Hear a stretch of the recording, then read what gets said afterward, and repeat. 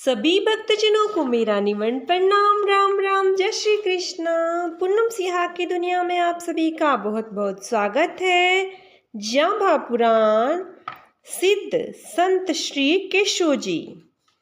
केशव जी गोदारा सिद्ध संत एवं महान कवि थे। उनका जन्म संवत 1630 में मांडिया गांव में ही गोदारा परिवार में हुआ था। ये बाल्यकाल में ही वैराग्यवान होकर के विलोजी के शिष्य बन गए थे। विलोजी द्वारा ही केशव जी ने ज्ञान ध्यान अर्जित किया। केशव जी ने अपने गुरु विलोजी के ही सिद्धांत को आगे बढ़ाया। साहित्य रचना में केशव जी पौराणिक कवि के रूप में प्रसिद्ध थे। उनका साहित्य बहुत ही विस्तृत है। विलोजी जो कार्य नहीं कर सके उसी कार्य को केशव जी ने पूर्ण किया। केशव जी द्वारा रचित साहित्य इस समय निम्नलिखित रूप में उपलब्ध है।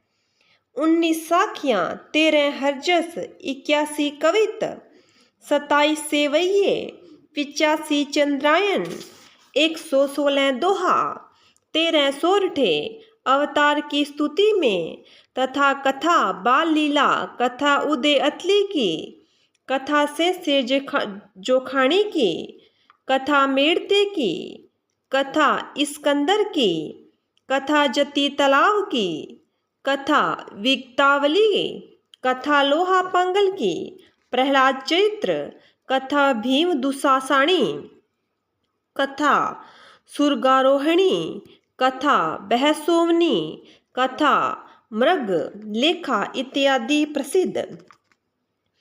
साहब राम जी ने जमसार में लिखा है, केशव तो केशव समझानो। केशव जी तो केशव भगवान जाम्बूजी सदृश्य ही थे। जाम्बूजी विष्णु के परम प्रेमी भक्त थे। ऐसे प्रिय भक्त को यदि जाम्बूजी विष्णु मिल जाए तो अचंभे की बात नहीं है, अवश्य ही मिले होंगे। केशव जी साकी शब्दों के गायक कलाकार उच्च कोटि के थे। उन्होंने जहाँ पर भी बैठकर मधुर ध्वनि में गाया, वही मधुर ध्वनि श्रवण करके उनके ही सुनने वाले हो गए। उनको कभी छोड़ नहीं सके। उन्होंने अपनी कला से सभी को मोहित करके धर्म पंथ पर चलने के लिए मोहित करके धर्म पंथ पर चलने को मजबूर कर दिया। कितने ही प्राणीजनों को पाप पंख से निकाल करके शुद्ध पवित्र बनाया। 29 नियम को पर चला करके सतपंथ का प्रतीक बनाया। एक समय केशव जी रामड़ावास पधारे थे। उनसे मिलने के लिए जोधपुर नरेश जसवंत सिंह आए थे। मारवाड़ की भूमि में बार बार अकाल की विभीषिका असहनीय है। जसवंत सिंह ने प्रार्थना करते हुए कहा था, हे सतगुरुदेव, आप हमारे देश में पधारे हैं। आपको मैं जाम्बूजी एवं विलोजी ही मानता हूँ। आपके गुरु भाई सुरजन के सदृश आप भी हमारे देश में वर्षा करवाइए, भयंकर दुर्भिक्ष को भगाइए। आपकी कृपा से ही तो हम लोग सुखी हो सकते हैं। केशव जी ने वर्षा हेतु विराट यज्ञ का आयोजन किया। समय ने ही वेद मंत्र रूपी ध्वनि का प्रसारण किया। यज्ञ में आहुति प्रदान की। यज्ञात भवन्ति प्रजन्यो यज्ञ कर्म समुद्व।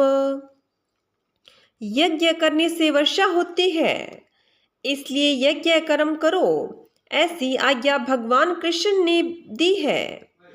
उन्हीं की आज्ञा शिरोधार्य करके केशव जी ने हित चित्त और प्रेम से यज्ञ किया। उसका फल वर्षा के रूप में लोगों ने प्रत्यक्ष देखा। केशव जी ने यज्ञ कार्य पूर्ण किया ही था, तभी जसवंत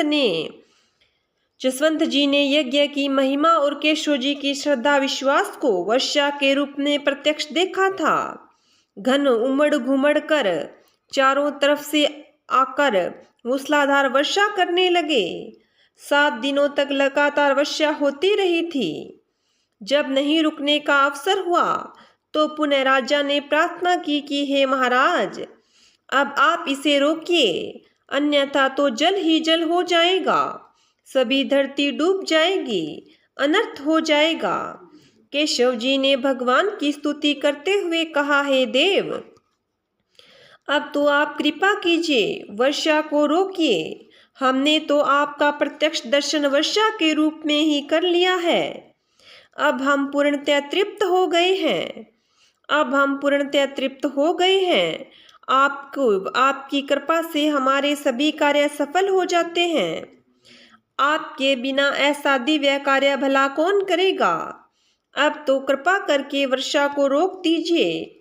आप भी तो देख रहे हैं कि धरती के जीव त्राही त्राही कर रहे हैं।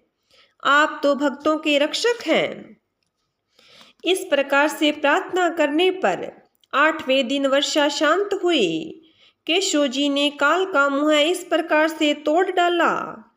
जसवंत सिंह जी अति प्रसन्न हुए और केशव जी के कहने पर 500 बीघा जमीन गोचारण हेतु प्रदान की। केशव जी को अधिकार प्रदान किया कि धर्म रक्षार्थ विचरण करो, जनता को धर्म का रस पिलाओ।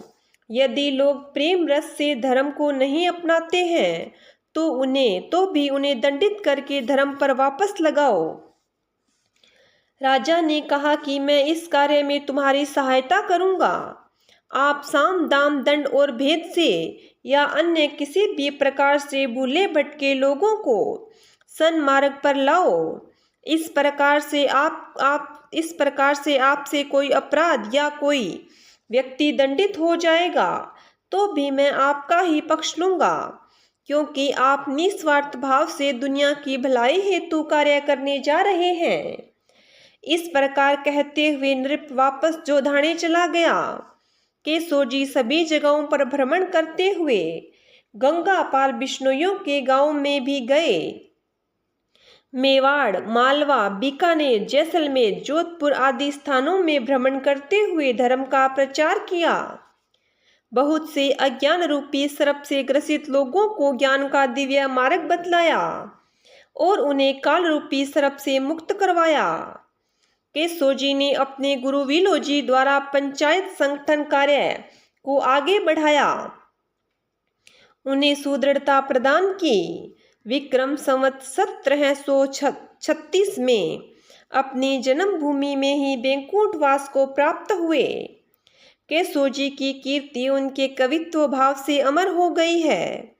रचनाकार कवि तो चला गया, किंतु उनकी रचना अजर अमर हो गई है।